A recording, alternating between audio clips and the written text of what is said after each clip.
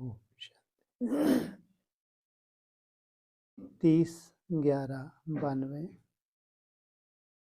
दुआएं दो, दुआएं लो।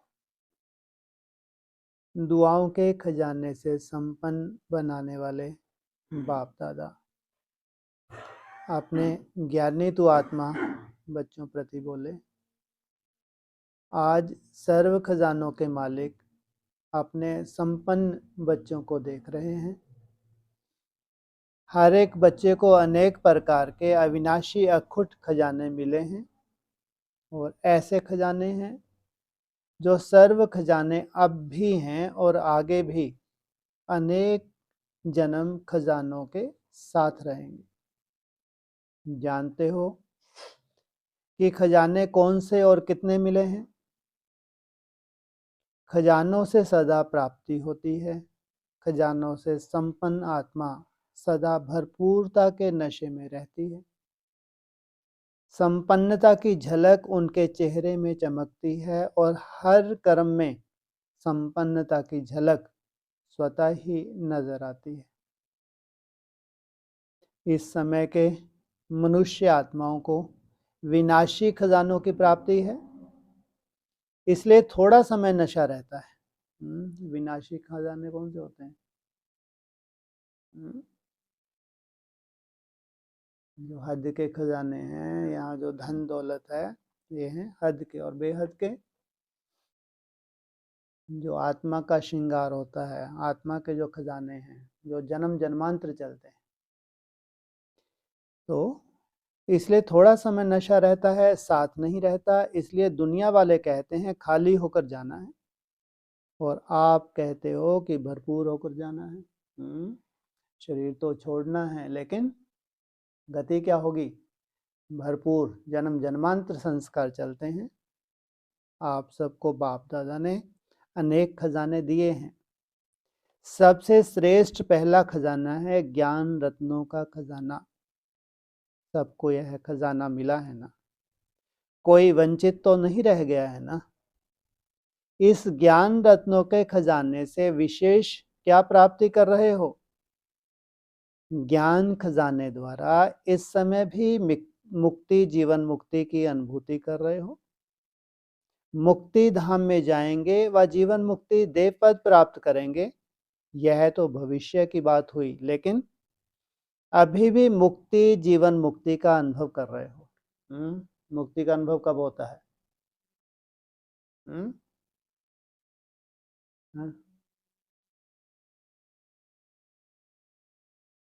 शांत हो जाते हैं, माना शरीर छोड़ देते हैं। हाँ।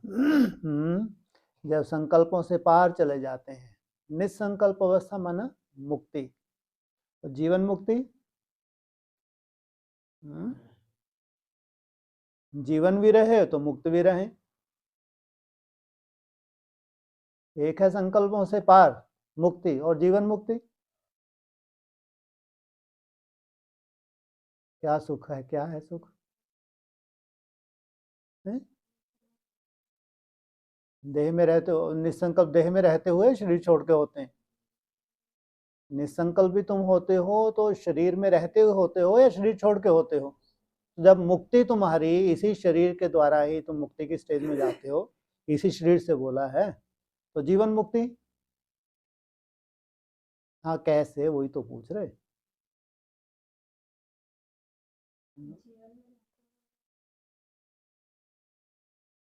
जीवन में रहते हुए कोई भी किसी तरह के आकर्षण नहीं, लेकिन भोग सब कुछ रहे हैं।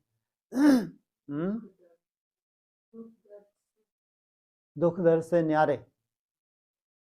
ठीक है, दुख दर्द से न्यारे हो गए, जीवन मुक्ति होगी। और कुछ है? हाँ, ये है बेहद की जीवन मुक्ति।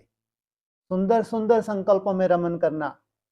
संकल्पों का भी हमारा एक जीवन है।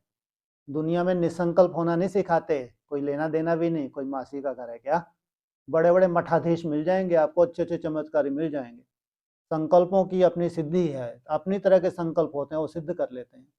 हाँ, निसंकल्प अवस्था हमारी मुक्ति की स्टेज है और बहुत सुंदर संकल्पों में रमन करना, यह है हमारी जीवन मुक्ति की स्टेज। तो कितनी बातों से मुक्त हो मालूम है?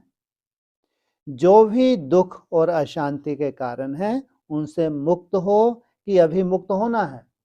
जो भी कारण हैं सबके अपने अपने कारण हैं, अपने अपने हिसाब किताब हैं। अभी कोई विकार नहीं आता, मुक्त हो गए। किससे मुक्त होना है? कितने विकार हैं? 5 विकार हैं। पूछा अगर आता है तो विजयी बन जाते हो ना? तो कितनी बातों से मुक्त हो गए हो? लौकिक जीवन और अलौकिक जीवन दोनों को साथ रखो तो कितना अंतर दिखाई देता है? तो अभी मुक्ति भी प्राप्त की है और जीवन मुक्ति भी अनुभव कर रहे हो।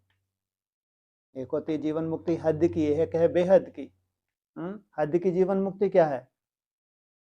जीवन भी है लेकिन कोई बंधन महसूस नहीं हो रहा, कोई कर्म भोग भी है, कोई बंधन महसूस नहीं हो रहा, इसको क्या कहेंगे? ये भी जीवन मुक्ति की स्टेज है। तो अनेक व्यर्थ और विकर्मों से मुक्त बनना यही जीवन मुक्त अवस्था है। कितने बंधनों से मुक्त हुए हो? चित्र में दिखाते हो ना, कितने बंधनों की रस्सियां मनुष्य आत्माओं को बंधी हुई हैं। यह किसका चित्र है? आप तो वह नहीं हो ना, आप तो मुक्त हो ना। तो जीवन में रहते जीवन मुक्त हो गए। तो ज्ञान के खजाने से विशेष मुक्ति जीवन मुक्ति की प्राप्ति का अनुभव कर रहे हो। आधार क्या है तुम्हारा? जो समझ मिल रही है। दूसरा याद अर्थात योग द्वारा सर्व शक्तियों का खजाना अनुभव कर रहे हो। कितनी शक्तियां हैं? बहुत है ना। 8 शक्तियों को तो एक सैंपल रूप में दिखाते हो लेकिन सर्व शक्तियों के खजाने के मालिक बन गए हो। तीसरा धारणा की सब्जेक्ट द्वारा कौन सा खजाना मिला? सर्व दिव्य गुणों का खजाना। कितने गुण हैं? बहुत है ना। तो सर्व गुणों का खजाना, हर गुण की हर शक्ति की विशेषता कितनी बड़ी है, हर ज्ञान रत्न की महिमा कितनी बड़ी है। चौथी बात, सेवा द्वारा सदा खुशी के खजाने की अनुभूति करते हो। जो सेवा करते हो उससे विशेष क्या अनुभव होता है? खुशी होती है ना। तो सबसे बड़ा खजाना है अविनाशी खुशी। तो खुशी का खजाना सहज स्वतः ही प्राप्त होता है। 5वां, संबंध संपर्क द्वारा ब्राह्मण परिवार के भी संपर्क में आते हो, सेवा के भी संबंध में आते हो। तो संबंध संपर्क द्वारा कौन सा खजाना मिलता है? सर्व की दुआओं का खजाना मिलता है। यह दुआओं का खजाना बहुत बड़ा खजाना है। जो सर्व की दुआओं के खजाने से भरपूर हैं, संपन्न है, उनको कभी भी पुरुषार्थ में मेहनत नहीं करनी पड़ती। पहले है माता पिता की दुआएं और साथ में सर्व के संबंध में आने से सर्व द्वारा दुआएं। सबसे बड़े से बड़ा तीव्र गति से आगे उड़ने का तेज यंत्र है दुआएं। जैसे साइंस का सबसे बड़े से बड़ा तीव्र गति का रॉकेट है, लेकिन दुआओं का रॉकेट उससे भी श्रेष्ठ है। विघ्न जरा भी स्पर्श नहीं करेगा, विघ्न प्रूफ बन जाएंगे। कब? विघ्न प्रूफ बन जाएंगे कब? जब दुआएं मिलें। दुआओं का कितना गहरा संबंध है तुम्हारे अंतःकरण से, ध्यान रखना। कभी भी दुआएं नहीं निकल सकती, कभी भी, उन आत्माओं की जिनकी दुआएं तुमको चाहिए। अंदर का बहुत गहरा संबंध है, सोचो आप। दुआएं कभी भी ऊपर से धारण नहीं की जा सकती। कोई बहुत मीठा मीठा बोले, बहुत अच्छा अच्छा व्यवहार करे, कोई संबंध नहीं है इसका दुआओं से। दुआओं का संबंध है इंटरनल परिवर्तन। अंदर का जो तुम्हारा परिवर्तन होता है सीधा से स्वतः ही निकलती हैं, स्वतः ही निकलती हैं। क्योंकि सेवा ही दुआओं का बताया आधार। तुम्हारे परिवर्तन से सेवा होगी नहीं होगी? होगी नहीं होगी? सेवा होगी, खुशी मिली तो उनकी दुआएं मिलेगी नहीं मिलेगी? अरे कुछ नया बताओगे उनको, कुछ बड़ा बताओगे तब दुआएं पाओगे। जो सबने बताया वही तुमने बताया, क्या दुआएं मिलेंगी तुमको? क्या क्या है तुम्हारी सेवा? क्या है? तुमको ही दुआएं चाहिए, दुआएं दोगे? ये योगी बैठे हैं, इनको दुआएं चाहिए। हाँ, पहले हमको तो मिले तब तो हम दूसरों को दें। हाँ, हम ही विघ्न प्रूफ नहीं बने हैं, हमको ही दुआएं चाहिए, विघ्नों से पर हम तो छूटें। अपनी तरह के हमारे विघ्न ही पुरुषार्थ में हमको परेशानी पैदा कर रहे हैं, तो आप दूसरों के ऊपर हम हाथ रखें जाके दुआओं का, बच्चे हो गया काम। हाँ, तो कौन सी सेवा है जो तुमको दुआएं मिलेंगी? जो साधु संन्यासी ये करते हैं, सर पे हाथ रख देते हैं, क्या बोलते हैं? हैं? क्या बोलते हैं? एक मोटा सबको ही आता है, उनके मुंह से निकलेगा ही निकलेगा दुआएं। तो किसी के सर पे हाथ रखते हैं तो दुआएं देते हैं, नहीं देते? तो क्या निकलता है? हैं जी? कुछ नहीं निकलता। सुखी रहो, चलो ये तो कॉमन सा हो गया, है जी? तथास्तु क्या होता है? तथास्तु क्या है ये? जब नहीं मालूम तो फिर हाँ, और हो गया ये तो। अरे ज्यादातर तो खुश तो रहते ही हैं, जो जाते हैं वहां पे ज्यादातर तो आनंद ही रहते हैं, गुरुजी के पास जाए ही करते हुए। तो गुरुजी सर पे हाथ रखते हैं तो क्या अधिकांश क्या इच्छा रखते हैं? गुरुजी क्या दो? आयुष्मान भव। लंबी आयु का वरदान सब चाहते हैं। गुरुजी के सन्मुख हैं तो सुख शांति तो है ही, लेकिन लंबी आयु का वरदान सब चाहते हैं, जबकि गुरुजी की आयु लंबी नहीं होती। अधिकांश गुरु 80 और 100 के बीच में शरीर छोड़ते ही हैं, तो इससे जाइए तो आज बूढ़े भी छोड़ रहे हैं, 80 के ऊपर जा रहे हैं।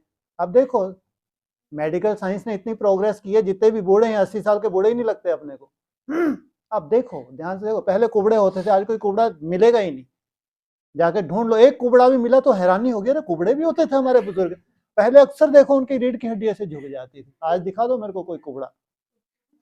हाँ, मैंने 80 साल कोई जीना कोई बड़ी बात नहीं है, 80 से 100 के बीच समझ लेते हैं, यही गुरुजी जीते हैं, तो इससे क्या वरदान दे दिया गुरुजी ने तुमको? आयुष्मान भव। तुम मानो ऐसा हो जो संसार में ना हो, तो कौन देता है वरदान आके आयुष्मान भव, जो तुमको बहुत दुआएं मिलती हैं? भगवान। हाँ, आयुष्मान भव, कितनी लंबी आयु कर देता है? एवरेज 150 वर्ष आयु, वो शरीर छोड़ते जाओ, कल्पना करते जाओ 150 वर्ष की, बहुत दुआएं मिलेंगी तुमको। शरीर छोड़ने के लिए तैयार हैं वो सब, जिनको मालूम है कि अगला जन्म हमारा 150 वर्ष का होगा। ना अभी तुमको निश्चय है, अगला जन्म तो जो है सो है ही है, क्या मालूम क्या होगा। तो जरूर लंबी आयु का वरदान पहले हम यहाँ धारण करते हैं। जिसके पास खुद जो होगा वही तो दूसरों को देगा, जब है ही नहीं तुम्हारे पास तो दोगे क्या? और तुम्हारे पास लंबी आयु का वरदान है नहीं है? आ जाओ तुम्हारे पास लंबी आयु लेने, तो क्या करोगे? फल खाओ, जूस पियो, आओ लो वरदान, मरो। और इस तो बोले 80 साल ही बहुत है भैया, खा पी के तो मरेंगे। तुम भूखे मार रहे हो बेचारों को या खिला पिला के मार रहे हो? बोलो कितने सुंदर वरदान देते हो। भूखे मार रहे हो बेचारों को या आएंगे तुम्हारी दुनिया में कोई? आएंगे। और जरूरत है तुमको? कोई जरूरत नहीं, तुमको 16,000 की जरूरत तो है। उन्होंने अतीन्द्रिय सुख का मालूम है उनको आकर्षण हो गया अतीन्द्रिय सुख की, वो देह के सुख में नहीं रहते। वो 16,000 ही हैं जिनको अतीन्द्रिय सुख की आकर्षण होती है, उनका लक्ष्य ही है इंद्रियों के पार जाना, आत्मा बनना। तो 16,000 आत्मा जो चात्रिक होंगे उनकी दुआएं तो पक्का मिलेंगी ही मिलेंगी। उनके योग सिद्ध होंगे ही होंगे। लंबी आयु का वरदान उनको कहेंगे।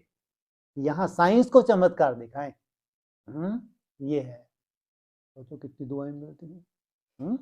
तो कहा दुआओं का रॉकेट सबसे भी उससे भी श्रेष्ठ है, विघ्न जरा भी स्पर्श नहीं करेगा, विघ्न प्रूफ बन जाते हैं। कब?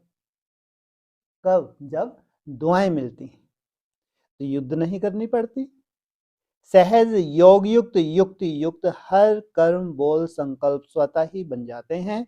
ऐसा यह दुआओं का खजाना है। सबसे बड़ा खजाना इस संगम युग के समय का खजाना है।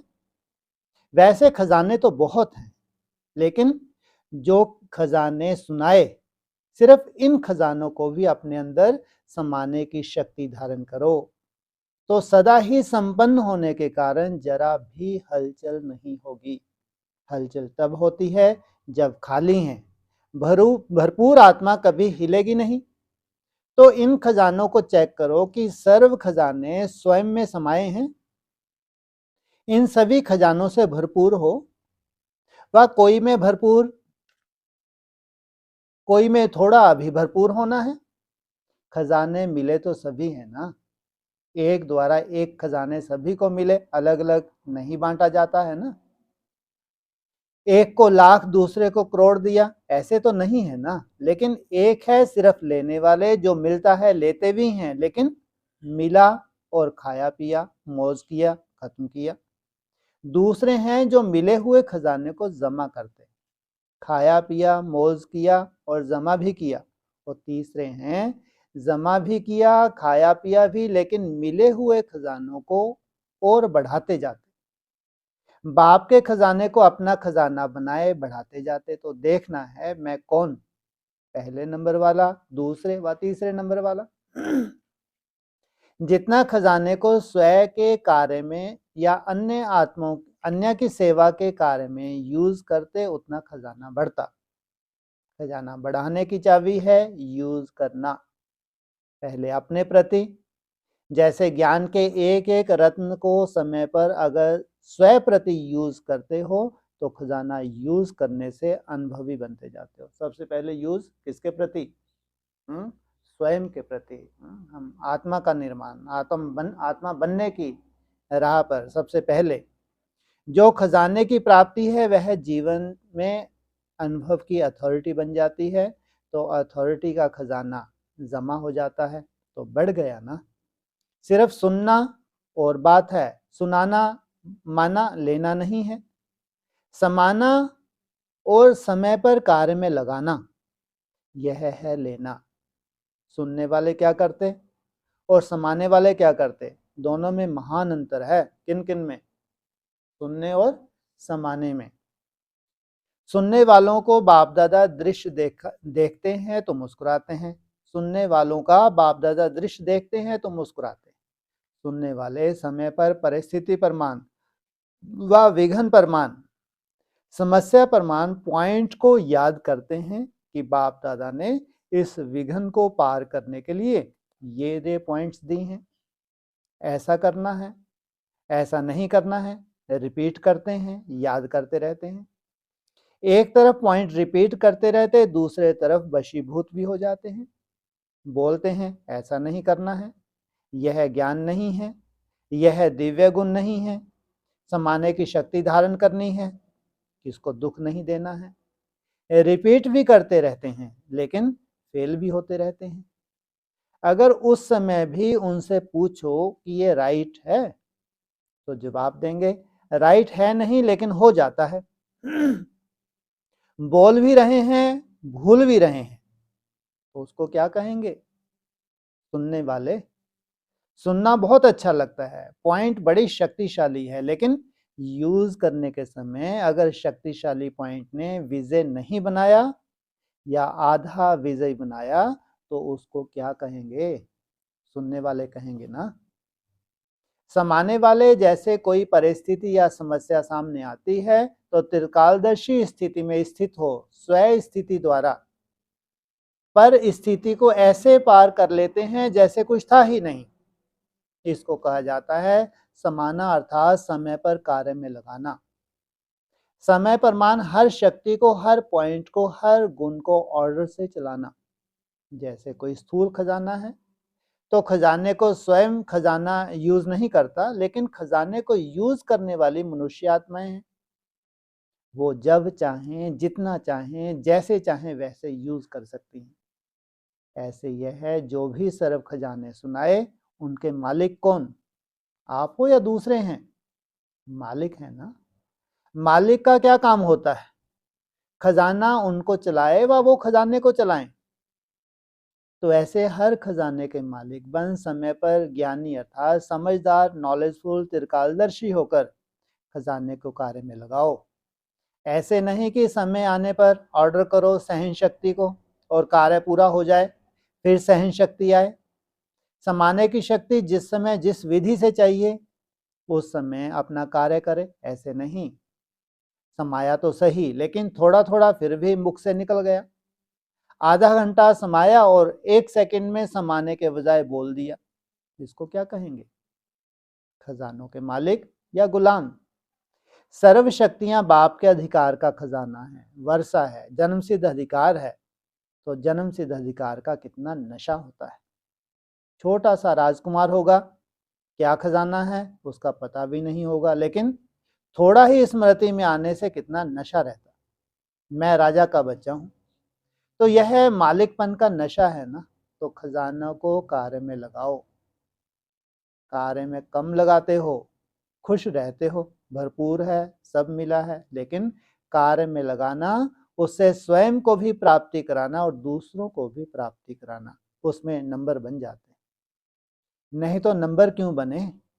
जब देने वाला एक है, देता भी सबको एक रस है, फिर नंबर क्यों? बाप दादा ने देखा खजाने तो बहुत मिले हैं, भरपूर भी सभी हैं, लेकिन भरपूरता का लाभ नहीं लेते। जैसे लौकिक में भी कईयों को धन से आनंद या लाभ प्राप्त करने का तरीका आता है, और कोई के पास होगा भी बहुत धन, लेकिन यूज करने का तरीका नहीं आता, इसलिए होते हुए जैसे कि नहीं है।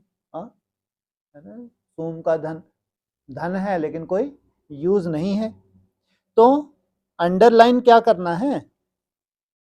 सिर्फ सुनने वाले नहीं बनो, यूज करने की विधि से अब भी सिद्धि को प्राप्त करो और अनेक जन्मों की सदगति प्राप्त करो। दिव्य गुण भी एक बाप का वर्षा है, तो प्राप्त हुए वर्षे को कार्य में लगाना क्या मुश्किल है? ऑर्डर करो, ऑर्डर करना नहीं आता, मालिक को ही ऑर्डर करना आता। कमजोर को ऑर्डर करना नहीं आएगा, वह सोचेगा कहूं व नहीं कहूं, पता नहीं मदद मिलेगी व नहीं मिलेगी।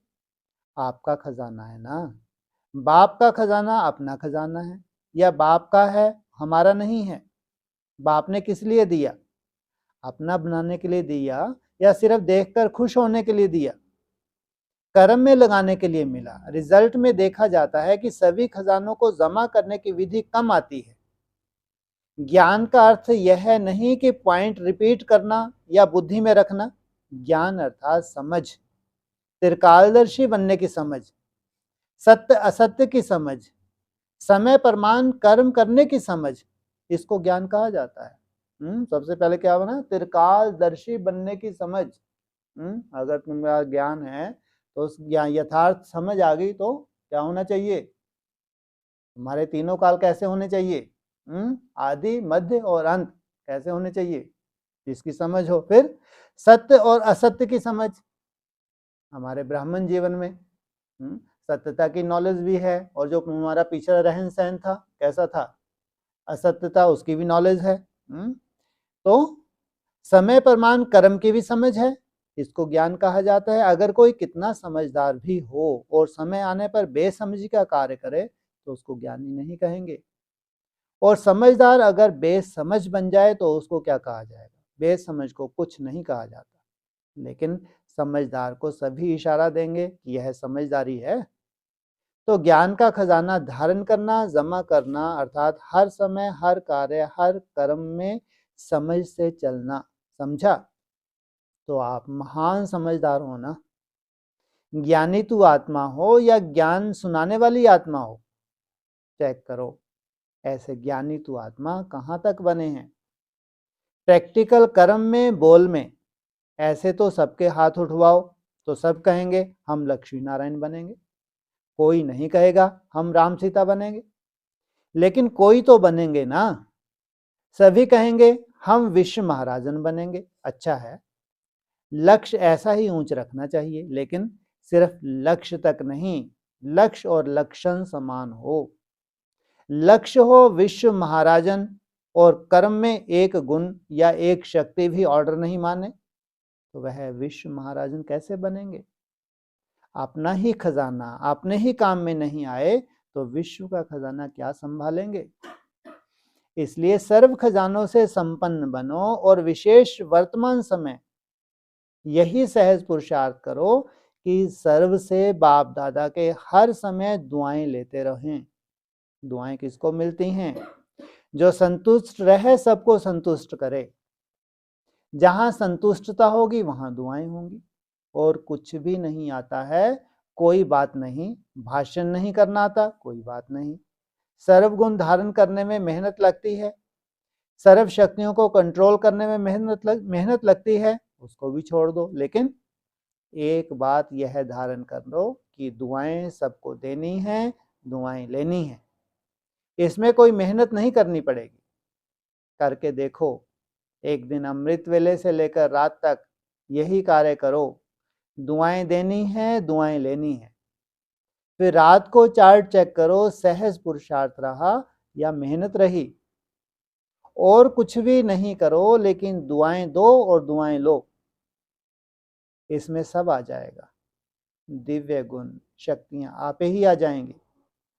कोई आपको दुख दे तो भी आपको दुआएं देनी है, तो सहन शक्ति, सम्माने की शक्ति होगी ना, सहनशीलता का गुण होगा ना। अंडरस्टूड है? दुआएं लेना और दुआएं देना यह बीज है, इसमें झाड़ स्वतः ही समाया हुआ है। इसकी विधि है, दो शब्द याद रखो, एक है शिक्षा और दूसरी है क्षमा, रहम। तो शिक्षा देने की कोशिश बहुत करते हो, क्षमा करना नहीं आता, तो क्षमा करना है। क्षमा करना ही शिक्षा देना हो जाएगा। शिक्षा देते हो तो क्षमा भूल जाते हो, लेकिन क्षमा करेंगे तो शिक्षा स्वतः ही आ जाएगी। शिक्षक बनना बहुत सहज है। सप्ताह कोर्स के बाद ही शिक्षक बन जाते हैं। तो क्षमा करनी है, रहम दिल बनना है, सिर्फ शिक्षक नहीं बनना है। क्षमा करेंगे, अभी से यह संस्कार धारण करेंगे, तभी दुआएं दे सकेंगे। और अभी से दुआएं देने का संस्कार पक्का करेंगे, तभी आपके जड़ चित्रों से भी दुआएं लेते रहेंगे। चित्रों के सामने जाकर क्या करते हैं? दुआ करो, रहम करो। आपके जड़ चित्रों से जब दुआएं मिलती हैं, तो चैतन्य में आत्माओं से कितनी दुआएं मिलेंगी। दुआओं का अखुट खजाना बाप दादा से हर कदम में मिल रहा है, लेने वाला ले। आप देखो, अगर श्रीमत पर मान कोई भी कदम उठाते हो तो क्या अनुभव होता है? बाप की दुआएं मिलती है ना। और अगर हर कदम श्रीमत पर चलो तो हर कदम में कितनी दुआएं मिलेंगी। दुआओं का खजाना कितना भरपूर हो जाएगा। कोई भल क्या भी देवे, लेकिन आप उसको दुआएं दो। चाहे कोई क्रोध भी करता है, उसमें भी दुआएं हैं। क्रोध में दुआएं हैं कि लड़ाई है? चाहे कोई कितना भी क्रोध करता है, लेकिन आपको याद दिलाता है कि मैं तो परवश हूं, लेकिन आप मास्टर सर्वशक्तिवान हो, तो दुआएं मिली ना। याद दिलाया कि आप मास्टर सर्वशक्तिवान हो। आप शीतल जल डालने वाले हो, तो क्रोधी ने दुआएं दी ना।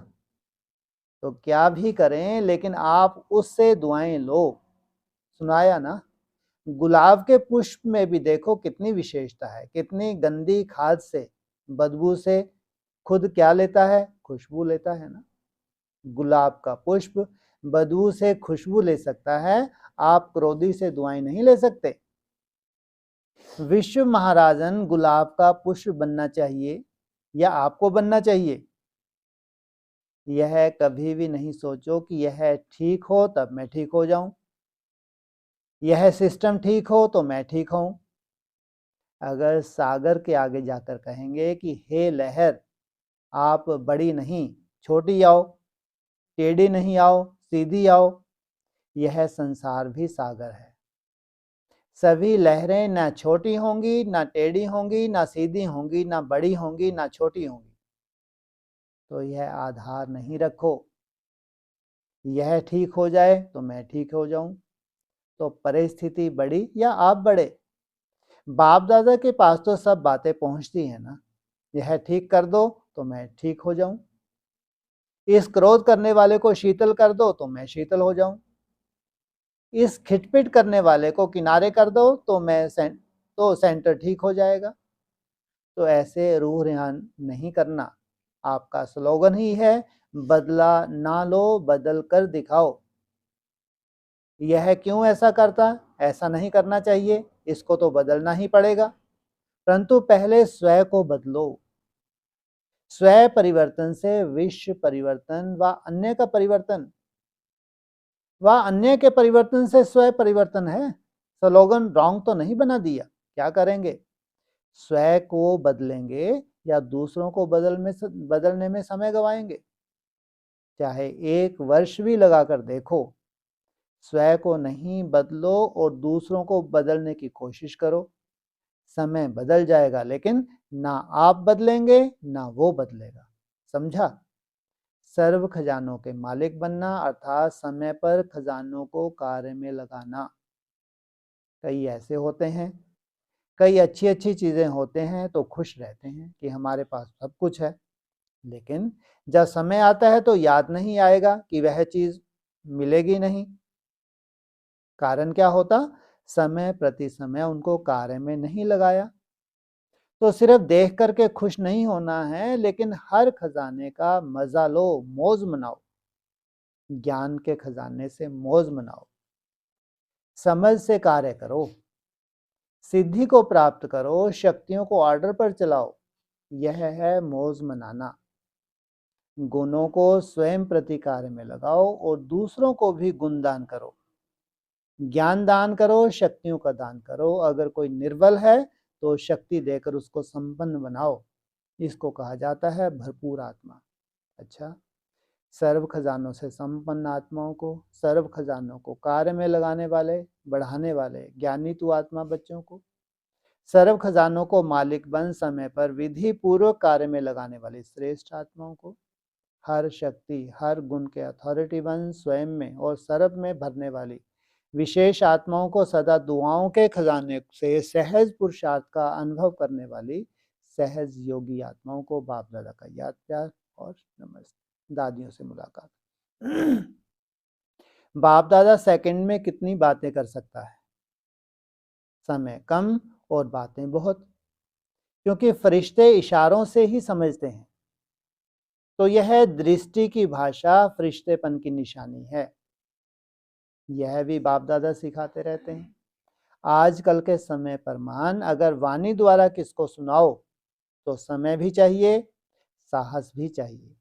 अगर मीठी दृष्टि द्वारा समझाने का प्रयत्न करते हैं तो कितना सहज हो जाता।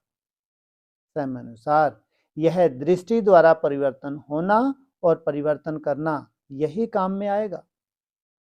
सुनाते हैं तो सब कहते हैं हमको पहले से ही पता है, लेकिन मीठी दृष्टि और शुभ वृत्ति यह 1 मिनट में 1 घंटा समझाने का कार्य कर सकती है। क्या कहा? मीठी दृष्टि और शुभ वृत्ति यह 1 मिनट में 1 घंटा समझाने का कार्य कर सकती है। आजकल की विधि श्रेष्ठ है और अंत में भी यही काम में आएगी। कौन सी विधि? दृष्टि से परिवर्तन। फॉलो फादर करते जाएंगे, विघन को भी मनोरंजन समझकर चलते रहेंगे। वाह ड्रामा वाह, चाहे किसी भी प्रकार का दृश्य हो, लेकिन वाह वाह ही हो। अच्छा है, बाप दादा बच्चों की हिम्मत उमंग उत्साह देख खुश होते हैं और बढ़ाते रहते हैं। यही निमित्त बनने की लिफ्ट की विशेष गिफ्ट है।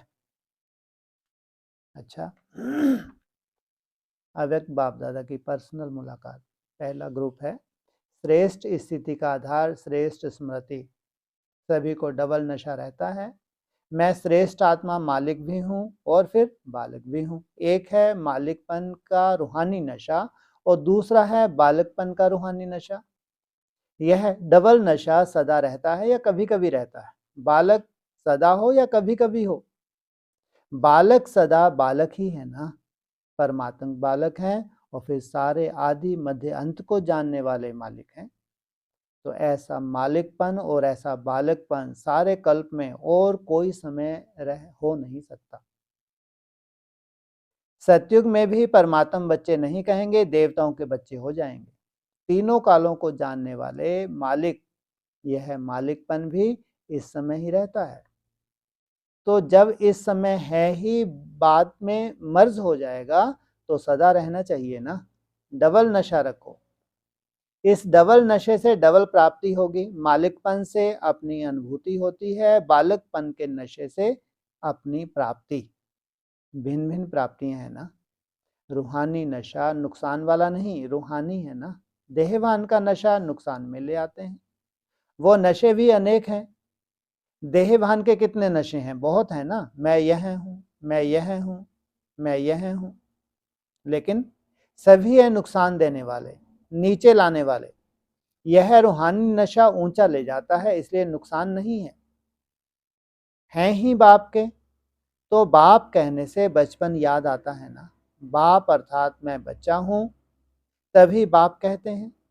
तो सारा दिन क्या याद रहता है? मेरा बाबा। या कुछ याद रहता है, या और कुछ याद रहता है? बाबा कहने वाला कौन? बच्चा हुआ ना। तो सदा बच्चे हैं और सदा ही रहेंगे। सदा इस भाग्य को सामने रखो, अर्थात स्मृति में रखो, कौन हूं, किसका हूं और क्या मिला है। क्या मिला है उसकी कितनी लंबी लिस्ट है। लिस्ट को याद करते हो या सिर्फ कॉपी में रखते हो? कॉपी में तो सबके पास होगा, लेकिन बुद्धि में इमर्ज हो मैं कौन, तो कितने उत्तर आएंगे? बहुत उत्तर है ना। उत्तर देने में, लिस्ट बताने में तो होशियार हो ना। अब स्मृति स्वरूप बनो। स्मृति आने से सहज ही जैसी स्मृति वैसी स्थिति हो जाती है। स्थिति का आधार है स्मृति। खुशी की स्मृति में रहो तो स्थिति खुशी की बन जाएगी, और दुख की स्मृति करो तो दुख की स्थिति हो जाएगी। बाप एक ही काम देते हैं, याद करो या स्मृति में रहो। एक ही काम मुश्किल होता है क्या? कभी बहुत काम इकट्ठे हो जाते हैं तो कंफ्यूज हो जाते हैं, इतने काम कब करें, कैसे करें। एक ही काम हो तो घबराने की जरूरत नहीं होती। तो बाप ने एक ही काम दिया है ना, बस याद करो। इसी याद में ही सब कुछ आ जाता है। आप लोगों के पास तो एक ही काम है, कौन सा? बस याद करो, इसमें सब कुछ आ जाता है। क्या सब कुछ आ जाता है? जो अपने को मालूम ही नहीं है, लेकिन भगवान के महावाक्य हैं। क्या इसमें सब कुछ आ जाता है? क्या सब कुछ आ जाता है? हाँ, ये जितनी इतनी लंबी चौड़ी पढ़ाई पढ़ा रहे हैं, इतनी सूक्ष्म पढ़ाई जो बुद्धि में बैठती ही नहीं, लेकिन किस में आ जाती है? स्वतः ही। ये याद की बलिहारी है। आपका जो संकल्प है, जो भी संकल्प है, जो भी संकल्प में भविष्य की रूपरेखा, आपको संकल्प बीज है ना, पूरी वो भविष्य की रूपरेखा आपके संकल्प रूपी बीज में है। और उस बीज को पावरफुल किस आधार से बनाते हो? याद के आधार से। तो याद करो कि मालिक भी हैं, बालक भी हैं। रूहानी नशे में रहने से क्या मिलता है और भूलने से क्या होता? दोनों अनुभव है ना। भूलने की आदत तो 63 जन्म से है, लेकिन याद कितना समय करना है? एक जन्म। एक जन्म भी कहाँ, इस जन्म का कितना हिस्सा तो निकल गया। अगर एक जन्म भी दिया होता तो भी कुछ भी नहीं था, जो प्राप्ति इतनी बड़ी है। एक जन्म के अपना चेक करो कितना हिस्सा निकल गया। और यह जन्म भी कितना छोटा सा है। क्या कितना समय बचा इस जन्म का? कितना समय बचा इस जन्म का? 14 साल। फिर तो नया जन्म शुरू हो जाएगा ना। कितना छोटा सा है। इस छोटे से जन्म में तुम चाहो जो चाहो बनो। अगर तुम्हारा नया जन्म होने जा रहा है, शास्त्रों में जो तुम्हारा नाम रूप है उसका जो जिक्र होना है, वही तो तुम्हारा असली जन्म है भविष्य का। तो ये थोड़ा सा 14 साल की तपस्या, और जिसका सबको इंतजार है, और तुमको सबसे ज्यादा इंतजार है कि मेरा शास्त्रों में किस नाम रूप से क्या कौन सा यादगार है। तो यह जन्म भी कितना छोटा सा है। तो सदा शब्द को अंडरलाइन करना। कितने समय के लिए? 14 साल के लिए सदा शब्द को क्या करना? अंडरलाइन करना। इसलिए 4 हिस्से कर दिए, पहले 3.5, फिर 3.5, ऐसे करते करते जाना 14 साल तक ही। लेकिन वैल्यू अगर देते हैं समय को, तो एक एक दिन की बहुत बहुत वैल्यू है। अच्छा, सदा खुश होना। यह सोचो कि हम खुश नहीं होंगे तो कौन होगा। माताएं भी सदा खुश रहती हैं या कभी कभी थोड़ी दुख की लहर आती है? चाहे कितना भी दुखमय संसार हो, लेकिन आप सुख के सागर के बच्चे, सदा सुख स्वरूप हो। दुख में दुखी हो जाते हो क्या? जानते हो कि संसार का समय ही दुख का है, लेकिन आपका समय कौन सा है? सुख का है ना, कि थोड़ा थोड़ा दुख का है। संसार में तो दुख बढ़ना ही है, कम नहीं होना है, अति में जाना है, लेकिन आप दुख से न्यारे हो, ठीक है ना? अच्छा है, मौज में रहो, क्या भी होता रहे, लेकिन हम मौज में रहने वाले हैं, मौज में रहना अच्छा है ना?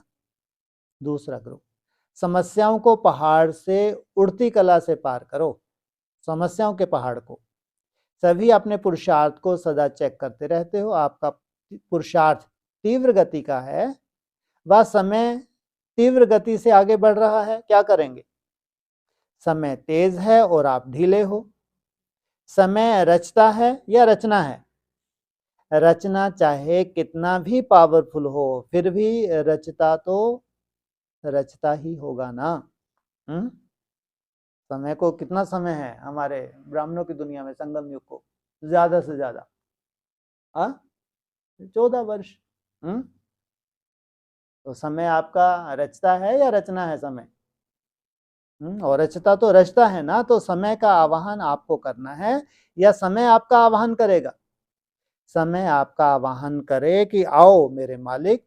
तो जैसे समय की रफ्तार सदा आगे बढ़ती जाती है या रुकती नहीं है, चाहे गिरावट का समय हो चाहे बढ़ने का समय हो, लेकिन समय कभी रुकता नहीं है।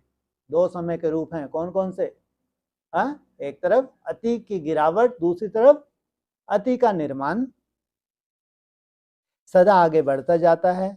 समय को कोई रोकना चाहे तो रोक नहीं सकता। और आपको कोई रोके तो रुकते हो? रुक जाते हो ना। रुकना नहीं है। कैसी भी परिस्थिति आ जाए, कैसी भी समस्याओं का पहाड़ आगे आ जाए, लेकिन आप रुकने वाले हो क्या? उड़ती कला वाले हो ना, तो पहाड़ को भी क्या करेंगे? उड़ती कला होगी तो सेकंड में पार कर लेंगे। तो चढ़ती कला वाले हो या उड़ती कला वाले हो? उड़ने वाले कभी रुकेंगे नहीं। बिना मंजिल के अगर उड़ने वाली चीज रुक जाए तो क्या होगा? चलते चलते प्लेन मंजिल के पहले ही रुक जाए तो एक्सीडेंट होगा ना। तो आप भी उड़ती कला वाले हो। उड़ती कला वाले मंजिल के पहले कहाँ रुकते नहीं, या थक जाते हैं तो रुक जाते हो। जहां प्राप्ति होती है, प्राप्ति वाला कभी थकता नहीं। बिजनेसमैन को अनुभव है ना, ग्राहक थोड़ी सी भी आए, ग्राहक देरी से भी आए तो भी थकेंगे नहीं। आह्वान करते हैं आओ, क्यों नहीं थकते? प्राप्ति है। तो आपको कितनी प्राप्तियां हैं? हर कदम में पद्मों की प्राप्ति। सारे वर्ल्ड में ऐसा साहूकार कोई है जिसको कदमों में पद्मों की कमाई हो? कितने भी नामी ग्रामी हों, लेकिन इतने साहूकार कोई नहीं है। चक्कर लगाकर देख आओ, देखो विदेश में कोई मिल जाए, कितना भी बड़ा हो, लेकिन आपके आगे वह कुछ भी नहीं है। तो इतनी बड़ी प्राप्ति वाले कभी थक नहीं सकते। प्राप्ति को भूलना अर्थात थकना। उस बिजनेसमैन में तो कितनी मेहनत करनी पड़ती है, उस बिजनेस में तो कितनी मेहनत करनी पड़ती है, और मेहनत के बाद भी मिलेगा क्या? चलो ज्यादा से ज्यादा करोड़ मिल जाएं, मिलते तो नहीं हैं लेकिन मिल जाएं, और यहाँ तो पद्मों की बात है। तो सदा अपनी प्राप्तियों को सामने रखो। सिर्फ पुरुषार्थ नहीं करो, पुरुषार्थ के पहले प्राप्तियों को सामने रखो। क्या कहा? पुरुषार्थ की बात नहीं है, लेकिन पुरुषार्थ से पहले प्राप्तियों को सामने रखो। अगर मालूम होता है यह मिलना है तो पुरुषार्थ को भूल जाते हैं, प्राप्तियों को ही सामने रखते हैं। उसको पुरुषार्थ दिखाई नहीं देगा, प्राप्ति ही दिखाई देगी। खेती का काम भी करते हैं तो क्या दिखाई देता है? मेहनत दिखाई देती है, फल दिखाई देता है। फल की खुशी होती है ना। तो यह स्मृति रखने से कभी थकेंगे नहीं, ना थकेंगे, ना गति तीव्र से धीमी होगी, सदा तीव्र गति होगी। गुजरात वालों को भी तो तीव्र गति है ना। गुजरात की माताएं भी तीव्र जल्दी जल्दी चलती हैं। देखो गरबा करते हैं तो मोटा हो बूढ़ा हो कितना जल्दी जल्दी करते हैं। दूसरे तो देखेंगे यह इतना मोटा कैसे करेगा, लेकिन कितना फास्ट करते हैं। तो गुजरात वालों को तीव्र गति की आदत है क्या? कोई भी काम को करने में तीव्र गति की आदत है। जब शरीर तीव्र चलता है तो आत्मा नहीं चल सकती। गुजरात की विशेषता ही सदा खुश रहने की है। गुजरात वाले सभी गरबा जानते हैं। बीमार को भी कहो रास करने आ जाओ तो आ जाएंगे, बिस्तर से भी उठ पड़ेंगे। तो यह निशानी है खुशी की, मौज मनाने की। मौज की निशानी गुजरात में झूला घर घर में होता है। तो जैसे शरीर की मौज मनाते हो तो आत्मा को भी तो मौज में रहना है ना। तो गुजरात का अर्थ हुआ मौज में रहने वाले, खुशी में रहने वाले, लेकिन सदा, कभी कभी नहीं। गुजरात वालों की कभी भी खुशी कम हो यह हो नहीं सकता, इतना पक्का निश्चय है। या कभी कभी मूंझ जाते हो? जब बाप को अपनी सब जिम्मेवारियां दे दी तो आप मौज में ही रहेंगे ना। जिम्मेवारियां माथा भारी करती हैं। जब भी खुशी कम होती है तो कहते हो या सोचते हो क्या करें, यह भी संभालना पड़ता है ना, करना पड़ता है ना, जिम्मेवारी है ना। तो उस समय सोचते हो ना, लेकिन जिम्मेवार बाप है, मैं निमित्त मात्र हूं। मेरी जिम्मेवारी है तो भारीपन होता है, बाप की जिम्मेवारी है, मैं निमित्त हूं तो हल्के हो जाएंगे। हल्का उड़ेगा, भारी चीज उड़ेगा नहीं, बार बार नीचे आ जाएगी। थोड़ा भी संकल्प आया कि मुझे करना पड़ता है, मुझे ही करना है, तो भारीपन हुआ। तो डबल लाइट होना या थोड़ा थोड़ा बोझ है, सदा उड़ते रहो। उड़ती कला अर्थात तीव्र गति। आप लोग तो बहुत बहुत भाग्यवान हो जो उड़ती कला के समय पर आए हो। अच्छा, इससे पहले कौन सी कला थी? इससे पहले कौन सी कला थी? हैं जी? दौड़ती, और उससे पहले चलती। तो अभी कौन सी कला? अभी समय उड़ने का है ना। सतयुग में उड़ते हैं या दौड़ते हैं? उड़ते हैं। तो उड़ती कला के समय पर आए हो। जैसे आजकल के बच्चे कहते हैं ना, हम भाग्यवान हैं जो बैलगाड़ी के समय नहीं थे, मोटर गाड़ी के टाइम पर आए हैं। आजकल के बच्चे पुरानों को यही कहते हैं कि आप लोगों का जमाना बैलगाड़ी का था, हमारा जमाना एरोप्लेन का है। तो उन्हों को कितना नशा रहता है। आपको भी यह नशा रहना चाहिए कि हम उड़ती कला के समय पर आए हैं। देखो, समय भी आपका सहयोगी बन गया। हाँ, कैसे? आप उड़ती कला पे आए हो, समय भी आपका सहयोगी बन गया। कैसे उड़ना कैसे होता है? आत्मा उड़ती है, कैसे उड़ेगी? है? अब तुम्हारे को काम धाम तो है नहीं यहाँ पे, हैं? तो तुम तो कहोगे 16 घंटे, कोई काम धाम ही नहीं है दूसरा। तो ठीक, जिनको काम धाम है वो कैसे उड़ेंगे? और समय का भी सहयोग। हैं जी? खुशी से खुशी कब हो सकती है? याद के बिना तो खुशी हो नहीं सकती। याद है तो खुश हैं। तो जरूर काम धंधा करते हुए भी अगर 8 घंटे की याद है तो उनको मेहनत 16 घंटे ही करनी पड़ेगी, ध्यान रखना। 8-10 घंटे चार्ट बनाना है तो कम से कम मेहनत 16 घंटे की ही है, क्योंकि बाहर रह रहे हैं। कर्म जो है उनकी ड्यूटी है वो भी कर रहे हैं। फिर समय का सहयोग अगर बन जाता है। हर एक स्टार में राजधानी समाई हुई नहीं हुई, नहीं समाई हुई। तो समय चैतन्य है, जड़ है? चैतन्य भी है तो जड़ भी है। तो उसमें अपनी तरह की नूंद है नहीं है ड्रामा में। तो समय पर आए हैं, देखो। आपको यह नशा रहना चाहिए, उड़ती कला के समय पर आए हैं, देखो समय भी आपका सहयोगी बन गया तो अच्छी तरह से उड़ो। अपने पास छोटे मोटे बोझ नहीं रखो, ना पुरुषार्थ का बोझ, ना सेवा का बोझ, ना संबंध संपर्क निभाने का बोझ, कोई बोझ नहीं। या थोड़ा थोड़ा बोझ रखा है, या थोड़ा बहुत बोझ रखना अच्छा है, आदत पड़ी हुई है ना। 63 जन्म से बोझ उठाते आए, बीच बीच में यह आदत अभी भी काम कर लेती है। लेकिन बोझ उठाने से क्या मिला? भारी रहे और भारी रहने से नीचे गिरते गए। अभी तो चढ़ना है ना। अच्छा, गुजरात वाले कभी भी ऐसे नहीं कहेंगे कि क्या करें, कैसे करें, माया आ गई। माया से डरने वाले हो या विजय प्राप्त करने वाले हो? लड़ते रहेंगे तो चंद्रवंश में चले जाएंगे। इसलिए सदा विजयी, हार खाने वाले नहीं। हार खाना कमजोरी का काम है, ब्राह्मण तो सदा बहादुर हैं। अच्छा, तीसरा ग्रुप, राजयोगी वह है जो अपनी कर्म इंद्रियों को ईश्वरीय लॉ ऑर्डर पर चलाएं। आवाज में आना सहज लगता है ना, ऐसे ही आवाज से परे होना इतना ही सहज लगता है। सबसे मुश्किल क्या है? सबसे मुश्किल है आवाज से परे रहना। और तुम्हारा लक्ष्य कितना बड़ा है जो कोई कल्पना भी ना कर सके। क्या लक्ष्य है? कल्पना भी नहीं कर सकता कोई ब्राह्मण, सोच भी नहीं सकता। वो ये नहीं सोच सकते कि 2-3 मिनट निसंकल्प, तो उनको प्रेरणा तो होती ही नहीं होती, नहीं होती।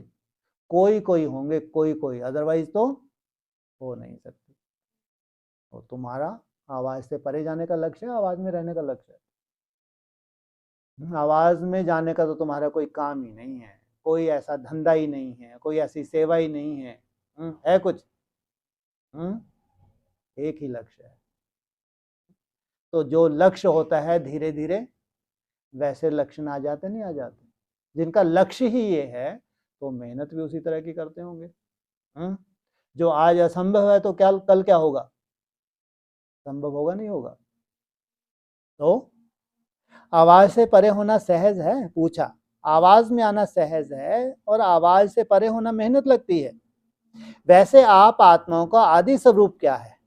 आवाज से परे रहना या आवाज में आना? तो अभी मुश्किल क्यों लगता? 63 जन्मों ने आदि संस्कार भुला दिया।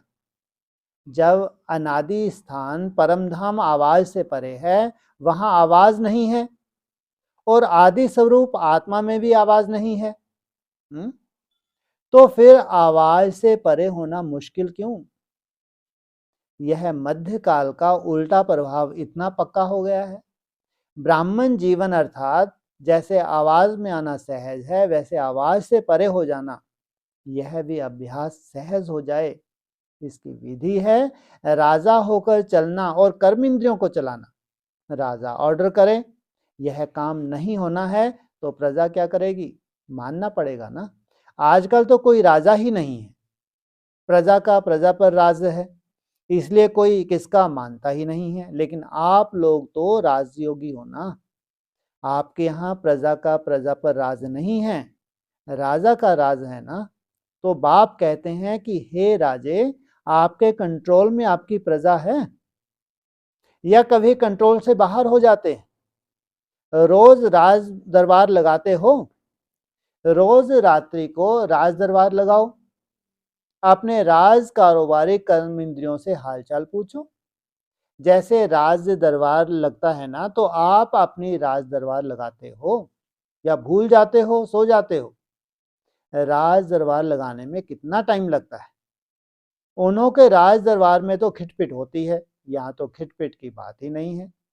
ऑपोजिशन तो है ही नहीं ना, एक का ही कंट्रोल है। कभी कभी अपने ही कर्मचारी ऑपोजिशन करने लग पड़ते हैं। तो राजयोगी अर्थात मास्टर सर्वशक्तिवान राजा आत्मा एक भी कर्म इंद्रिय धोखा नहीं दे सकती। स्टॉप कहा तो स्टॉप, ऑर्डर पर चलने वाले हैं ना, क्योंकि भविष्य में लॉ और ऑर्डर पर चलने वाला राज है, तो स्थापना यहां से ही होनी है। भविष्य का नून कहां से हो रही है? स्टॉप बोला और स्टॉप, इसी के आधार से तो स्थापना यहां से होनी है ना। यहां ही आत्मा राजा अपनी सर्व कर्म इंद्रियों को लॉ और ऑर्डर पर चलाने वाली है। तभी विश्व महाराजन बन विश्व का राज लॉ और ऑर्डर पर चला सकते हैं। पहले स्वयं राज लॉ और ऑर्डर पर हो। तो क्या हालचाल है आपकी राज दरबार का? नीचे ऊपर तो नहीं है ना? सभी का हाल ठीक है, कोई गड़बड़ तो नहीं है? जो यहाँ कभी कभी ऑर्डर में चल सकता है और कभी कभी नहीं चला सकता, तो वहां भी कभी कभी का राज मिलेगा, सदा का नहीं मिलेगा। फाउंडेशन तो यहाँ ही पड़ता है ना। तो सदा चेक करो कि मैं सदा अकाल तख्त नशीन स्वराज्य चलाने वाली राजा आत्मा हूं। सभी के पास तख्त है ना, खो तो नहीं गया। तख्त पर बैठकर राज्य चलाया जाता है ना, या तख्त पर आराम से अलवेले होकर सो जाएंगे। तख्त पर रहना अर्थात राज अधिकारी बनना, तो तख्त नशीन हो या कभी उतर जाते हो, सदा यह स्मृति रखो कि मैं आत्मा हूं, लेकिन कौन सी आत्मा? राजा आत्मा, अधिकारी आत्मा हूं, साधारण आत्मा नहीं हूं। राज अधिकारी आत्मा का नशा और साधारण आत्मा का नशा, इसमें कितना फर्क होगा। तो राजा बन अपनी राज कारोबार को चेक करो, कौन सी कर्म इंद्रियां बार बार धोखा देती हैं। अगर धोखा देती हैं तो उनको चेक करके अपने ऑर्डर में रखो। अगर अलवेले होकर छोड़ देंगे तो उसकी धोखा देने की आदत और पक्की हो जाएगी, और नुकसान किसका होगा? अपने को होगा ना। इसलिए क्या करना है? अकाल तख्त नशीन बन चेक करो। भविष्य में क्या बनने वाले हो, इसका यथार्थ परिचय किस आधार पर कर सकते हो? कोई आधार है जिससे आपको पता पड़ जाए कि मैं भविष्य में क्या बनने वाला हूं? है आपके पास कोई आधार? क्या मैं भविष्य में क्या बनने वाला हूं पूछा। लक्ष्य अच्छा रखो, क्योंकि अभी रिजल्ट आउट नहीं हुई है।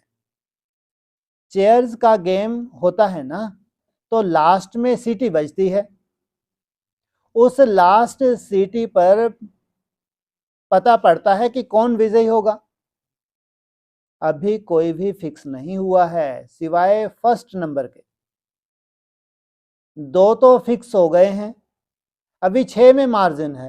क्या कितने फिक्स हो गए हैं? 2 तो फिक्स हो गए, अभी 6 में मार्जिन है। लेकिन सुनाया ना, फर्स्ट विश्व महाराजन या विश्व महारानी नहीं बनेंगे तो फर्स्ट डिवीजन में तो आएंगे ना। फर्स्ट नंबर में एक होता है, लेकिन फर्स्ट डिवीजन में तो बहुत होते हैं। तो फर्स्ट नंबर में नहीं आएंगे, लेकिन फर्स्ट डिवीजन में आ सकते हैं। यहाँ रॉयल फैमिली का पद भी इतना होता है जितना तख्त नशीन राजा रानी का होता है। इसलिए फर्स्ट डिवीजन का लक्ष्य सदा रखना। माना जो कुछ राजा महाराजा के पास है वो सब कुछ किनका है? जो रॉयल फैमिली है उनका भी अधिकार है। रॉयल फैमिली वहां कम नहीं होती है, इतना ही पद होता है, इतना ही रिगार्ड होता है जितना लक्ष्मी नारायण का। किसका? रॉयल फैमिली का वही रिगार्ड होगा जो लक्ष्मी नारायण का होगा। तो फर्स्ट रॉयल फैमिली में आना भी इतना ही है जितना लक्ष्मी नारायण बनना।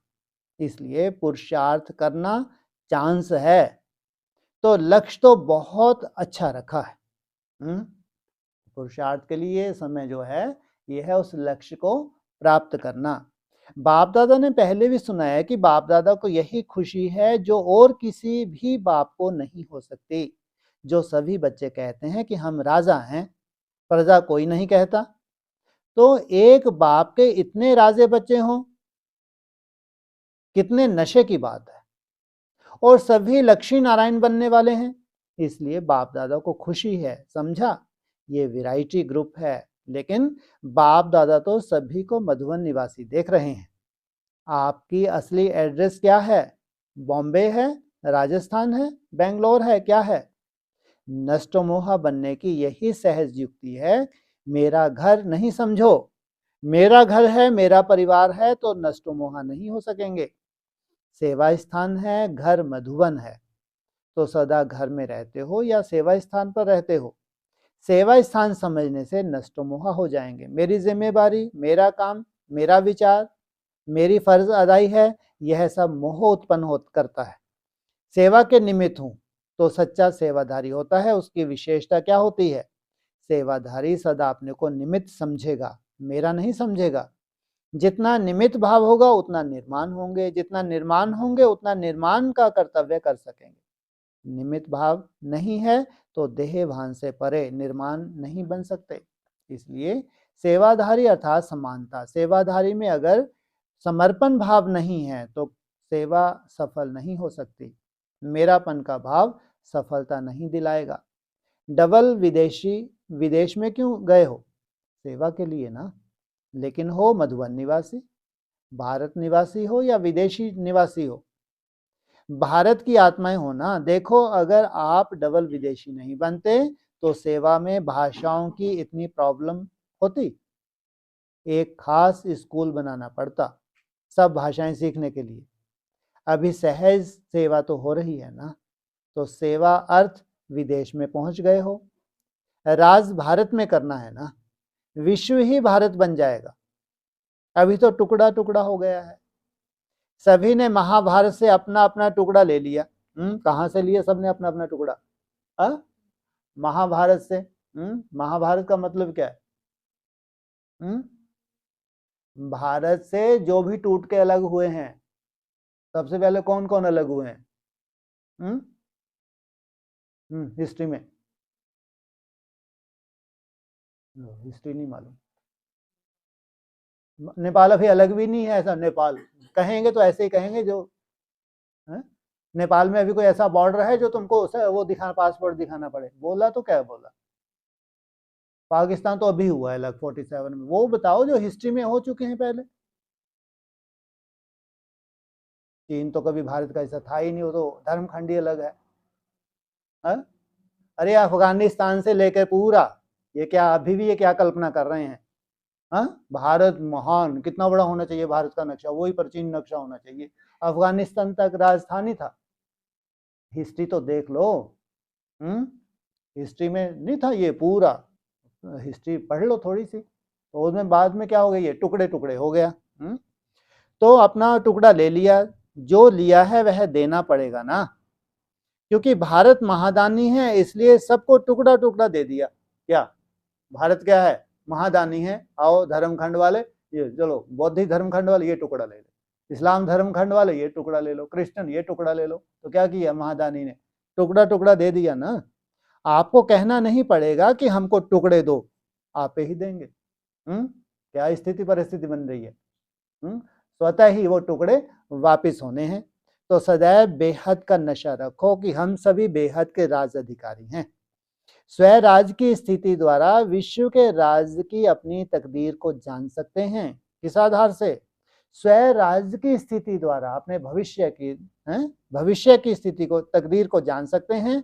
अगर अभी स्वराज ठीक नहीं है तो समझ लो विश्व का राज भी पहले नहीं मिलेगा। विश्व का राज पहले मिलना या फिर पीछे मिलना? पीछे मिलेगा। तो सभी के पास दर्पण है ना। नारद को आईना दिया ना कि देखो मैं कौन हूं, लक्ष्मी को वरने वाला हूं। तो यह स्वराज की स्थिति दर्पण है। इस दर्पण में आप स्वयं ही देख सकते हैं कि क्या बनने वाले हैं। अच्छा, चौथा ग्रुप, हम कल के विजयी हैं। इस नशे से बड़ी बात को भी छोटा बनाओ। सभी को सबसे ज्यादा खुशी कौन सी है? सबसे ज्यादा खुशी की बात यह है जिनके ऊपर दुनिया की आत्माओं की नजर नहीं, उनके ऊपर परम आत्मा की नजर पड़ गई। क्या बोला? सोचो, जिनके ऊपर ब्राह्मणों की दुनिया की भी नजर नहीं, उनके ऊपर भगवान ने नजर लगा दी, नजर पड़ गई। आजकल के जमाने में चुनाव होता है ना, तो आपको किसने चुना? चुनाव में कोई गड़बड़ हुई है क्या? कोई खर्चा करना पड़ा है क्या? तो बाप ने हम आत्माओं को चुन लिया, अपना बना लिया। दुनिया की नजर में अति साधारण आत्माएं थीं, लेकिन बाप की नजर में महान आत्माएं, विशेष आत्माएं हो। तो इसी खुशी में रहो। कल क्या थे और आज क्या बन गए? किसकी नजर में आ गए? दुनिया वालों ने ठुकरा दिया और बाप ने अपना बना लिया। कितनी ठोकरों से बचा लिया। 63 जन्म ठोकरें खाई ना, चाहे भक्ति की तो भी ठोकरें खाई, अपनी प्रवृत्ति की लाइफ में भी भिन्न भिन्न प्रकार की ठोकरें खाते रहे, और बाप ने आकर ठिकाना दे दिया।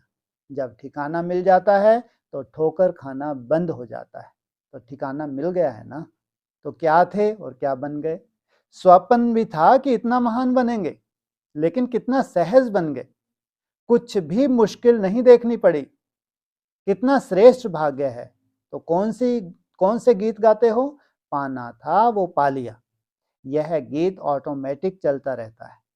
मुख से गाने की आवश्यकता नहीं है, लेकिन दिल गाती रहती है। यह दिल की टेप रिकॉर्ड कभी खराब नहीं होती, बार बार चलाना नहीं पड़ता, स्वतः ही चलती रहती है ना। अच्छा, सभी ने माया को जीत लिया, सभी मायाजीत बन गए हो कि अभी विजयी बनना है। माया का काम है खेल करना, आपका काम है खेल देखना। खेल में घबराना नहीं, घबराते हैं तो वह समझ जाती है कि ये घबरा तो गए, अब लगाओ इसको अच्छी तरह से। माया भी तो जानने में होशियार है ना, कुछ भी हो जाए घबराना नहीं, विजय हुई ही पड़ी है। इसको कहा जाता है संपूर्ण निश्चय बुद्धि। पता नहीं क्या होगा, हार तो नहीं हो जाऊं, हार तो नहीं जाऊंगा, विजय होगी व नहीं ये नहीं, सदैव यह नशा रखो कि पांडव सेना की विजय नहीं होगी तो किसकी होगी? कौरवों की होगी क्या? तो आप कौन हो? पांडवों की विजय तो निश्चित है ना। कोई भी बड़ी बात को छोटा बनाना या छोटी बात को बड़ा बनाना अपने हाथ में है। किसका स्वभाव होता है छोटी बात को बड़ा बनाने का और किसका स्वभाव होता है बड़ी को छोटा बनाने का? तो माया की कितनी भी बड़ी बात सामने आ जाए, लेकिन आप उससे भी बड़े बन जाओ तो वह छोटी हो जाएगी। आप नीचे आ जाएंगे तो वह बड़ी दिखाई देगी, और ऊपर चले जाएंगे तो छोटी दिखाई देगी। कितनी भी बड़ी परिस्थिति आए, आप ऊंच स्वयं स्थिति में स्थित हो जाओ तो परिस्थिति छोटी सी बात लगेगी, और छोटी सी बात पर विजय प्राप्त करना सहज हो जाएगा। निश्चय रखो कि अनेक बार के विजयी हैं, कभी कोई इस कल्प में विजय नहीं बन रहे हैं, अनेक बार के विजयी बने हैं। इसलिए कोई नई बात नहीं है, पुरानी बात है, लेकिन उस समय याद आए, ऐसे नहीं टाइम बीत जाए पीछे याद आए ये तो छोटी बात है, मैंने बड़ी क्यों बना दी। समय पर याद आवे कि मैं कल कल्प का विजयी हूं। माताओं को नशा है, माताओं को तो भाग्य खुल गया। माताएं क्या से क्या बन गईं। जिन माताओं को लोगों ने नीचे गिराया, पांव की जूती बना दी। पांव सबसे नीचा होता है और जूती तो पांव के भी नीचे होती है, और बाप ने सिर का ताज बना दिया। माताओं को ज्यादा खुशी होगी ना, तो खुशी में नाचना होता है, नाचती हो। पांव से नहीं, मन से खुशी में नाचो।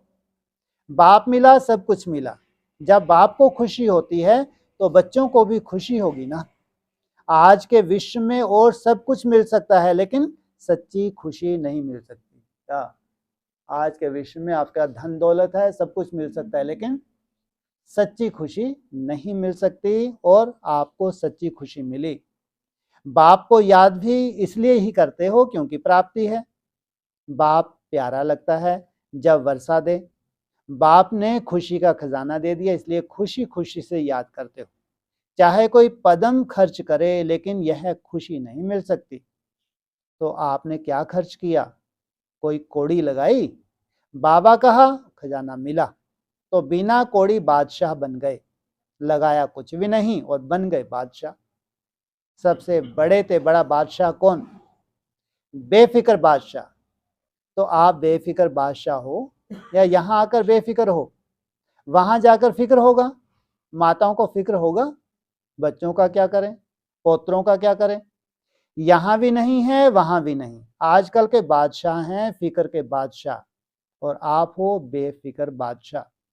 बच्चों को कोई फिक्र होता है क्या? जब बाप बैठा है तो बच्चे बेफिक्र होते हैं। तो बेफिक्र बादशाह बन गए हो। कोई वैसे भी कोई भी बात का फिक्र करो तो फिक्र करने वालों को कभी भी सफलता नहीं मिलती। फिक्र करने वाले समय भी गवाते और स्वयं को भी गवाता, क्योंकि एनर्जी वेस्ट होती है और काम भी गवा देता। जिस काम के लिए फिक्र करता वह काम भी बिगाड़ देता। तो सफलता अगर चाहिए तो उसकी विधि है बेफिक्र बनना। ऐसे बादशाह। सेवाओं की कोई फिक्र नहीं। नई इन्वेंशन निकालो, सेवाओं की कोई नई इन्वेंशन निकालो। लक्ष्य रखने से टचिंग स्वतः ही होगी। सेवा में आगे बढ़ना अर्थात स्वयं के पुरुषार्थ में भी आगे बढ़ना। जो सच्ची दिल से सेवा करते हैं वो सदा उन्नति को प्राप्त करते हैं। अगर मिक्सचर सेवा करते हैं तो सफलता नहीं होती, स्व उन्नति भी नहीं होती। अच्छा, 5वां ग्रुप, अच्छा बनो तो सर्व इच्छाएं स्वतः ही पूरी हो जाएंगी। क्या बनो? सर्व इच्छाएं स्वतः ही पूरी हो जाएंगी। सदा अपने मस्तक पर विजय का तिलक लगा हुआ अनुभव होता है। अविनाशी तिलक अविनाशी बाप द्वारा लगा हुआ है, तो तिलक है स्मृति की निशानी। तिलक सदा मस्तक पर लगाया जाता है, तो मस्तक की विशेषता क्या है? याद या स्मृति? तो विजय के तिलकधारी अर्थात सदा विजयी भव के वरदानी जो स्मृति स्वरूप हैं, वे सदा वरदानी हैं। वरदान आपको मांगने की आवश्यकता नहीं है। वरदान दे दो, मांगते हो? मांगना चाहिए। क्या चाहिए? यह भी आपको नहीं आता था, क्या मांगना चाहिए? वह भी बाप ही आकर सुनाते हैं। मांगना है तो पूरा वर्षा मांगो। बाकी हद का वरदान, एक बच्चा दे दो, एक बच्ची दे दो, एक मकान दे दो, अच्छी वाली कार दे दो, अच्छा पति दे दो, यही मांगते रहे ना। बेहद का मांगना क्या होता है, वो भी नहीं आता था। इसलिए बाप जानते हैं कि इतने नीचे गिर गए जो मांगते भी हद का हैं, अल्पकाल का हैं। आज कार मिलती है, कल खराब हो जाती है, एक्सीडेंट हो जाता है तो मांगा भी क्या? आज प्राप्ति कर ली और कल गया फिर और मांगेंगे, दूसरी कार दे दो, आप तो अधिकारी बन गए। बाप के बेहद के बाप के बेहद के वर्षे के अधिकारी बन गए। अभी स्वतः ही वरदान प्राप्त हो गए हैं। जब दाता के बच्चे बन गए, वरदाता के बच्चे बन गए, तो वरदान का खजाना बच्चों का हुआ ना। तो जब वरदानों का खजाना ही हमारा है, तो मांगने की आवश्यकता क्या है? अभी खुशी में रहो कि मांगने से बच गए। जो सोच में भी नहीं था, वह साकार रूप में मिल गया। हर बात में भरपूर हो गए, कोई कमी नहीं। आपके देवताई जीवन में भी जो गायन करते हैं, उसमें भी सर्वगुण संपन्न कहते हैं। थोड़े थोड़े संपन्न गुण नहीं कहते, सर्वगुण संपन्न, 16 कला संपन्न। 14 कला तो नहीं कहते हैं ना, पुरुषोत्तम कहते हैं। साधारण पुरुष नहीं कहते, पुरुषों में भी उत्तम। तो सर्व अर्थात संपन्न और संपूर्ण हो गए, क्योंकि बाप सर्वशक्तिवान है, तो आप भी सर्व बने ना, सर्व गुण संपन्न, मास्टर सर्वशक्तिवान। तो इतनी खुशी रहती है। वैसे भी बिना मांगे जो मिलता है, उसको अच्छा माना जाता है। तो बाप ने वर्षे के अधिकार के रूप में सब दे दिया, अधिकार में कमी नहीं छोड़ी। कोई चीज की कमी है क्या? छोटा मकान है, बढ़िया है, और बड़ा मकान होना चाहिए, यह सोचते हो? बड़ा मकान मिल जाए तो गीता पाठशाला खोल दें, यह सोचते हो? यह मांगते हो? मांगना नहीं है, मांगने से मिलना नहीं है। क्योंकि मांगना अर्थात इच्छा, हद की इच्छा हो गई ना। चाहे सेवा भाव हो, लेकिन मांगना यह राइट नहीं, मांगने की आवश्यकता ही नहीं है। अगर आपका बेहद की सेवा का संकल्प बिना हद की इच्छा के होगा, तो अवश्य पूरा होगा। इच्छा रखने वालों की इच्छा पूरी नहीं होगी, लेकिन अच्छा बनने वालों की इच्छा होगी, पूरी होगी, स्वतः ही प्राप्त हो जाएगी। इसलिए कुछ भी मांगने की आवश्यकता नहीं है। प्राप्ति स्वरूप होना या मांगना स्वरूप हो, इच्छा, शुभ इच्छा स्वतः ही पूर्ण होती है। सोचेंगे भी नहीं कि क्या होगा, कैसे होगा, लेकिन स्वतः ही प्राप्त हो जाएगी। यह सोचा था कि हम इतने ऊंचे ब्राह्मण बन जाएंगे? नहीं सोचा था ना, लेकिन सहज बन गए ना। सदा भरपूर रहो। भरपूर आत्मा अचल होगी, जो भरपूर नहीं होगा उसमें हलचल होगी। इस समय भी भरपूर बने हो, भविष्य में भी जब राज करेंगे तो भी भरपूर होंगे, कोई कमी नहीं होगी। और जब पूज्य बनते हो, तो आपके मंदिर भी कितने भरपूर हो जाएंगे। भारत के मंदिरों से और लोग माला माल हुए। कैसे हैं? भारत के मंदिरों को लूट के ले गए, माला माल हो गए। सोचो, जब जड़ चित्र मंदिर भी आपके इतने संपन्न थे, तो आप कितने संपन्न होंगे। सोचो, आपका भविष्य कैसा होगा। और वो तो बात ही है द्वापर युग की। अप्राप्ति का नाम निशान नहीं होगा। सतयुग में कोई अप्राप्ति होगी? अभी कोई अप्राप्ति है? सब कुछ मिल गया। अच्छा, सतयुग में बाप होगा, शिव बाबा होगा, तो अप्राप्ति हुई या नहीं हुई? हो गई ना। तो सतयुग से भी ज्यादा सर्व प्राप्तियां भी हैं। क्यों? वहां कौन नहीं है? शिव बाबा नहीं है। ये सबसे बड़ी प्राप्ति है। कितनी खुशी है, कितना नशा है। सदा यह स्मृति में रखो कि हम ही आधा कल्प राज अधिकारी बनते हैं और आधा कल्प पूज्य आत्माएं बनते हैं और संगम पर सर्व प्राप्ति संपन्न आत्मा बनते हैं। तो सारा कल्प भरपूर होना, क्योंकि इस समय की संपन्नता सारे कल्प राज्य के रूप में और पूज्य रूप में चलती है। अभी भी देखो, चाहे कलयुग का अंत है, फिर भी स्वयं सूखी रोटी खाएंगे और देवताओं को बढ़िया भोग लगाएंगे। सोचो, होता भी है। कितनी बड़ी बात है। चैतन्य मनुष्यों को रहने का स्थान नहीं होगा। फुटपाथ पर सोते, झोंपड़ियां लगाकर सोते और आपके जड़ चित्र कितने विधि पूर्वक मंदिरों में रहते हैं। तो चैतन्य को जगह नहीं मिलती, लेकिन जड़ चित्रों को भी जगह देते हैं। कितने बड़े बड़े मंदिर हैं और मूर्ति कितनी होती है। 3 पैर पृथ्वी चाहिए, लेकिन मंदिर कितने बड़े बनाते हैं। मूर्ति को कितना चाहिए? केवल 3 पैर। तो इस अंतिम जन्म में भी आप आत्माएं कितनी संपन्न हो। जड़ चित्र भी आपके संपन्न है, तो चैतन्य में भी संपन्न होना। सारे कल्प का श्रेष्ठ भाग्य अब मिल रहा है, मिल गया। भाग्य विधाता ने हर बच्चे की सारी कल्प की तकदीर की लकीर खींच दी। क्या किया? अभी भाग्य विधाता में पूरे कल्प की तुम्हारी तकदीर की लकीर खींच दी। भाग्य विधाता ने हर बच्चे के कल्प की तकदीर की लकीर खींच दी। सारा कल्प नाम वाला होगा। क्या क्या कहा? सत्युग की बात नहीं, त्रेता की नहीं, सारा कल्प तुम्हारा नाम वाला होगा। तो इतना नशा रहता है। कैसे नाम वाला होगा सारा कल्प? हिस्ट्री में क्या है? हिस्ट्री में नाम वाला बड़े बड़े राजा। कौन से राजा?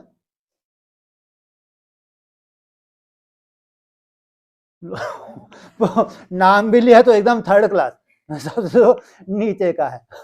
मैंने कोई ऐसा नाम जो हिस्ट्री में, इनको हिस्ट्री में कौन जानता है? महाराजा पटियाला, महाराजा जयपुर, इनकी कहाँ की हिस्ट्री है? इनको कौन हिस्ट्री में जानता है? हाँ, इनके पूर्वजों की हिस्ट्री कह सकते हैं। मुरली में भले बाबा ने बोल दिया।